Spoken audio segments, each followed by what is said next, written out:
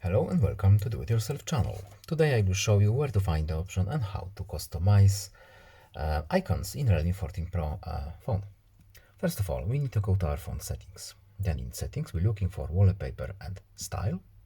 Then we need to scroll down to icons. And here we have a few things that we can change. For example, we have the style of icons, as you can see here, with the option to download more, of course. We have the Art Plus option. We can enable or disable the switch right here, and we have the option to make them bigger or smaller using this slider. We can have invisible or visible icons names, and we can also increase the names under the app icons.